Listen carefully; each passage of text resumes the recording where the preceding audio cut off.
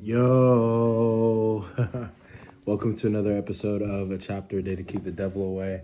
I am Tinayeshe, and this is the place where we read a chapter of the Bible together every day until we finish the entire thing. Today we're going to be reading Exodus chapter 28, I believe.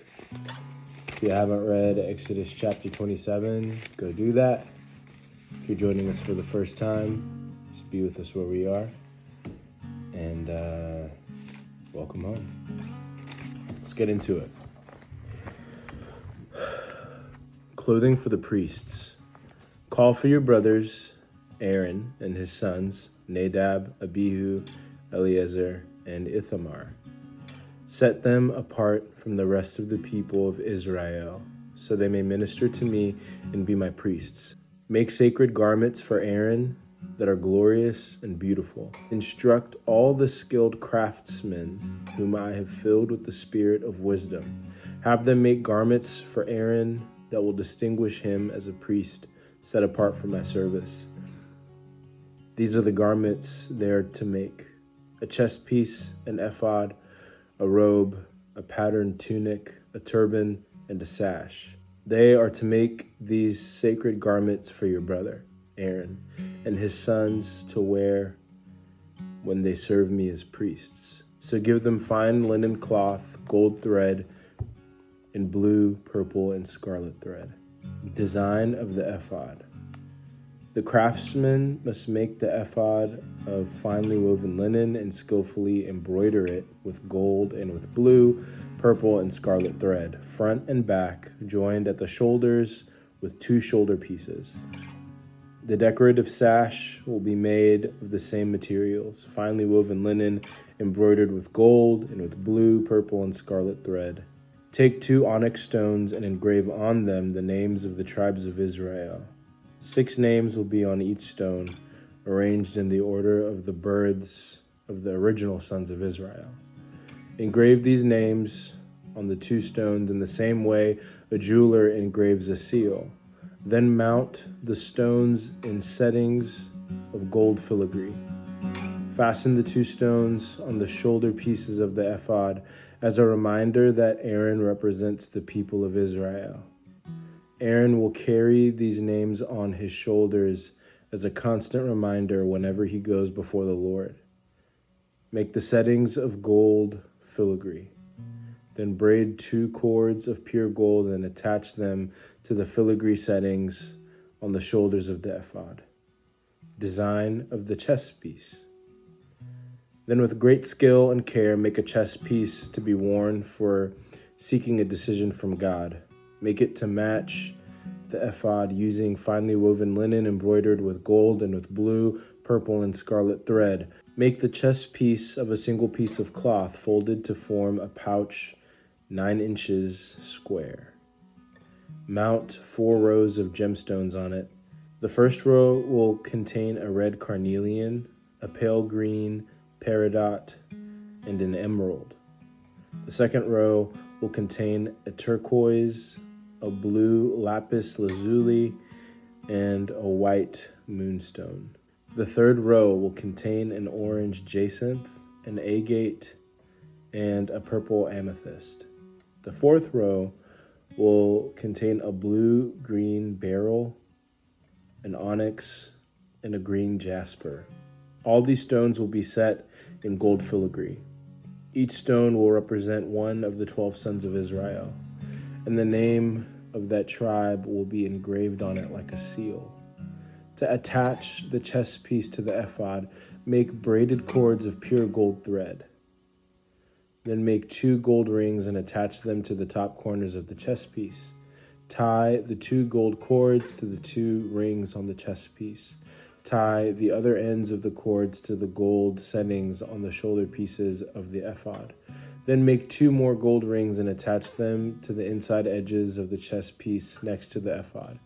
And make 2 more gold rings and attach them to the front of the ephod, below the shoulder pieces, just above the knot where the decorative sash is fastened to the ephod. Then attach the bottom rings of the chest piece to the rings on the ephod with blue cords. This will hold the chest piece securely to the ephod above the decorative sash.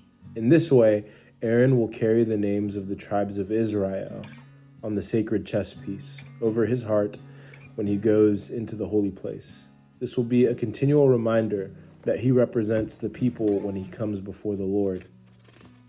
Insert the Urim and Thummim into the sacred chest piece so they will be carried over Aaron's heart when he goes into the Lord's presence.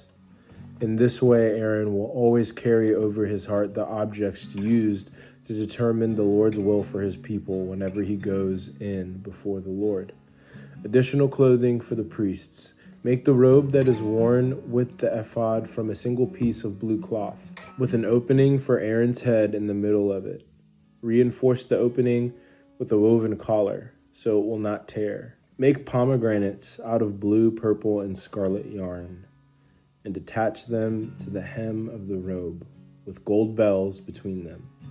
The gold bells and pomegranates are to alternate all around the hem. Aaron will wear this robe whenever he ministers before the Lord, and the bells will tinkle as he goes in and out of the Lord's presence in the holy place. If he wears it, he will not die. Next, make a medallion of pure gold and engrave it like a seal with these words, "Holy to the Lord." Attach the medallion with a blue cord to the front of Aaron's turban, where it must remain. Aaron must wear it on his forehead so he may take on himself any guilt of the people of Israel when they consecrate their sacred offerings. He must always wear it on his forehead so the Lord will accept the people. Weave Aaron's patterned tunic from fine linen cloth. Fashion the turban from this linen as well. Also make a sash and decorate it with colorful embroidery. For Aaron's sons, make tunics, sashes, and special head coverings that are glorious and beautiful. Clothe your brother Aaron and his sons with these garments, and then anoint and ordain them. Consecrate them so they can serve as my priests. Also make linen undergarments for them to be worn next to their bodies, reaching from their hips to their thighs. These must be worn whenever Aaron and his sons enter the tabernacle or approach the altar in the holy place to perform their priestly duties. Then they will not incur guilt and die. This is a permanent law for Aaron and all his descendants after him. My takeaways from that chapter, I feel like existing in that time prior to the cross, all of the ritual kind of rigidity, I guess, would have been really difficult. Like, there's so many things that we will encounter now and to come that like are life and death in terms of their encounter with the holiness of God and righteousness. Like, there's so much that has to be done like perfectly or else, which is pretty scary. We also see so many times in the scriptures and in this section where they mess up from like a moral standpoint, and God's mercy abounds. But in terms of like, what's the word? In terms of like form and practice in the ways that they approach the tabernacle and the presence of God, like there's a lot of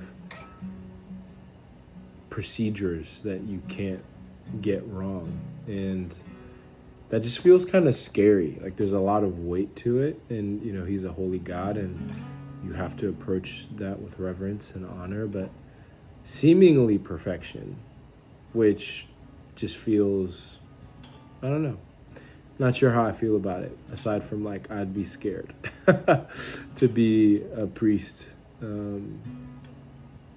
To be like born into that and to have to carry that, like I wonder if it's an option for the sons. Like if the sons are like, yeah, I'm good. If that's like an okay thing, or if it's like a you have to, like this is you and your descendants in perpetuity until I guess Jesus comes back. Yeah, just those are the thoughts that came to my mind. Yeah, anyway, that's all I got for today. I hope that you have a lovely rest of whatever God calls you into. And I love you. Talk to you later. Peace.